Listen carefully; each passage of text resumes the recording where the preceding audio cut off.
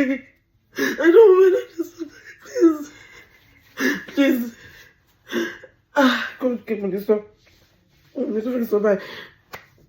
It's not money, but if you know anybody that can treat my daddy, Ejo, please. Àṣé lóòótọ́ ni pé ẹni ó bá kàn lọ́mọ̀ gbogbo aláǹpá ló dakùn délẹ̀ a sì mọ̀ tínú ń ro eléyìí tí mo tún gbọ́ lálẹ́ yìí nǹkan tó bá ní lẹ́rù ni o ẹ̀yin abiyamọ ayé máa bá ní share fídíò ẹ wá sàmì àdúrà sí comment section àìsàn tí ó jàgbára wa lọ kò ní fi ṣe wá kò ní fi sọmọ wa bákan náà ń ta ìṣàn ṣe lọ́wọ́lọ́wọ́ tá a fẹ́ sọ fún yín kọ́lọ́ ọba kó bá ní tètè fún wọn lálàáfíà ẹ máa bá wa sàmì àdúrà sí comment section kẹ́ ẹ máa ṣe àdúrà sí comment section kẹ́ ẹ sì máa ṣe àmì kẹ́ ẹ máa subscribe. Ìkan lára àwọn ọmọ òṣèré orí ìtàgé ilẹ̀ wa mà ti sunkún síta ó mà ti sunkún lórí àìsàn ńlá tí ń ṣe bàbá rẹ̀ èyí tó jẹ́ gbajúgbajà òṣèré orí ìtàgé tí gbogbo wa mọ̀ ni gbogbo wa náà la mọ̀ Taiwo Hassan eléyìí tí ìnagijẹ rẹ̀ ń jẹ́ Ògògó bàbá yìí mà ti ní ìdí àdúrà lọ́dọ̀ àwọn ọmọ Nàìjíríà kí ló ṣe Taiwo Hassan èmi náà ń wò náà gbogbo àwọn occasion ńláńláńlá táwọn Nollywood ṣe lẹ́nu ọjọ́ mẹ́ta yìí ẹ̀rí Taiwo Hassan bẹ́ẹ̀ gbogbo ẹ̀ pátápátá láàrí Taiwo Hassan bẹ́ẹ̀ ẹ gbọ́rọ̀ lẹ́nu èèyàn Kíra Taiwo eléyìí tó jẹ́ ìkan lára àwọn ọmọ òṣèré orí ìtàgé èèyàn Ògògó irú àìsàn wo ní í ṣe bàbá rẹ̀ tó fi sunkún síta ẹ gbọ́rọ̀ lẹ́nu ẹ̀ mú bọ̀ náà. Ọlọ́run ló ní kó rí bẹ́ẹ̀ ọ̀rọ̀ kọ̀ wọ́n kò tẹ̀rí lójú alákọ̀ọ́bí arọ́pọ̀lọ́ tún lè ayé ṣe impossible sí lọ́rọ̀ tiẹ̀ bàbá bọ́ọ̀ sọ̀hún wọn ò tí ì rí nǹkan kan.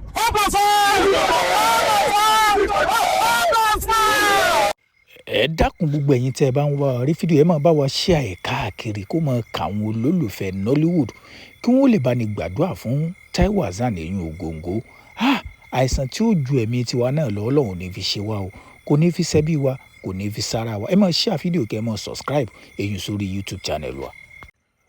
Ọmọ Taiwo Hassan èyí Ògògó ti jáde síta ó ní àìsàn jẹjẹrẹ ó ń bá bàbá àwọn fínra lọ́wọ́lọ́wọ́ bá a ṣe wà yìí ó wá ti sunkún fáwọn ọmọ ẹlẹ́yin ijó àánú ó ní tó jẹ́ kó wọ́n jáde síta kìí ṣe pé láti wá gba ìtọrẹ àánú yìí láti wá gba donation fún bàbá àwọn ó wá ṣàlàyé tó jẹ́ káwọn jáde síta ó láwọn tí ń bá àìsàn ìfínra pẹ̀lú bàbá àwọn tí bàbá àwọn náà ní ẹ dákun ẹ má jẹ́ ń kú ó nídìí tóun fi sunkún síta ẹ gbọ́ lẹ́nu rẹ o ṣùgbọ́n ẹ má bá a share fídíò káwọn ènìyàn ó sì mọ kó mọ kan gbogbo èèyàn la kí wọ́n mọ gbàdúrà fún Ògògó torí pé tá a bá ń sọ̀rọ̀ nípa àwọn òṣèré orí ìtàgé eléyìí táwọn ènìyàn nífẹ̀ẹ́ sí jù nínú Nollywood Yorùbá Ògògó ò ṣe fọwọ́rọ́ sẹ́yìn bẹ́ẹ̀ ó lágbára o àìsàn tí ó jẹ̀mí tiwa náà lọ Ọlọ́run ní fi ṣe wá o ẹ máa share fídíò yìí kẹ́ ẹ mọ bá ní ṣe àmì sí ìbàlá àríwísí pé kíákíá kọ́lọ́run ọba kó tètè bá ní gbé Ògògó dìde ó wá ṣàlàyé ó ní tó jẹ́ kó wọ́n jáde tóun fi sunkún síta ni pé tá a bá rí inú bóyá yálà àwọn ti ìbílẹ̀ tàbí yálà àwọn tó jẹ́ ti eléèbó náà ni tó jẹ́ yí pé ó lè tọ́jú bàbá àwọn ṣetán gbogbo fámìlì àwọn ṣetán iyekíye tẹ́ni wọ́n bá gbà tí ó fi bá wọn tọ́jú bàbá àwọn ṣetán láti gbé kalẹ̀ ṣe mọ̀ yìí pé ẹni tí wọ́n fi sọ báwọn tó fi ń sunkún ẹ wò kí n tó wá ẹ gbọ́rọ̀ lẹ́nu ọmọ Taiwo Hassan gangan ìyẹn ọmọ Ògògó. Hello everyone, I'm here for my daddy. He has cancer and he's stage 4. Hospital is saying that they cannot treat him again, like they can't give him chemo again. So please, we are not here to beg for money. And I really love to appreciate Senator Yayi. He has been the one helping us, has been the one putting the bills. It's still, even what I'm here for, Gongo, is that if you can treat my daddy, if you can start chemo for him, whether it's medical or the or herbs, it be like my daddy doesn't want to die. Please, I don't want my daddy to die. He's in bed. He's not happy. Please. If you know anybody that can treat me, be like my medical way. Ejo, guys, please, I'm begging you, any help, anything, anybody that you know that can treat cancer, please, I'm begging you. That is my case. Please, get me DM. Ọ̀wọ́n lágbàlagbà tí ń sáré inú ẹ̀ kan tí ọ̀bá lé nǹkan ní lé kí géńdé ọlọ́run tó ti lọ́kọ ńlé tó ti bímọ kó tó wá sunkún síta, ó yẹ kẹ́ ẹ mọ̀ pé wọ́n ti gbé ẹrù náà, wọ́n ti gbé lérí, ọrùn ti wọ̀ wọ́n ni.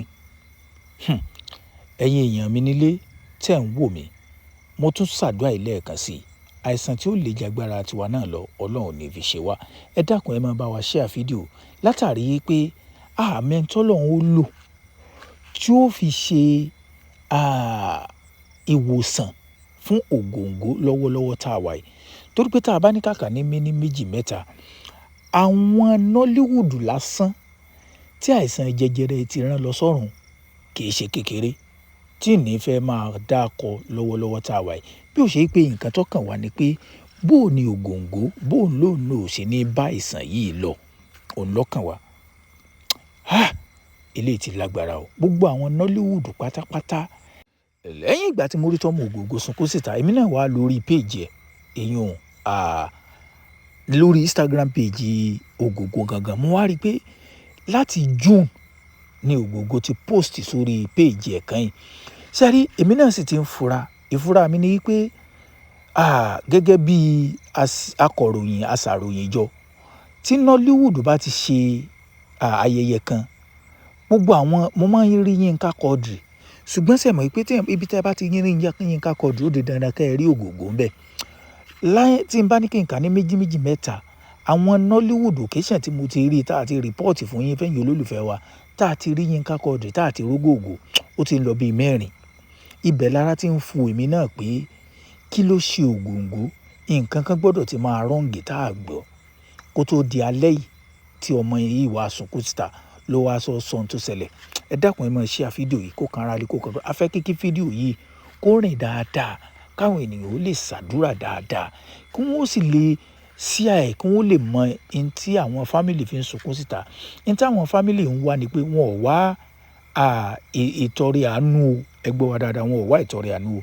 Ohun tí wọ́n ń wá lọ́dọ̀ àwọn ọmọ ẹlẹ́yinjú àánú Nàìjíríà ni pé a lè rí yálà ẹni tó jẹ́ tìbílẹ̀ tó lè bá wọn treat àìsàn yìí, tàbí a tiẹ̀ lè rí ẹni tó jẹ́ tolóyìnbó náà tó náà mọ̀ nípa àìsàn yìí.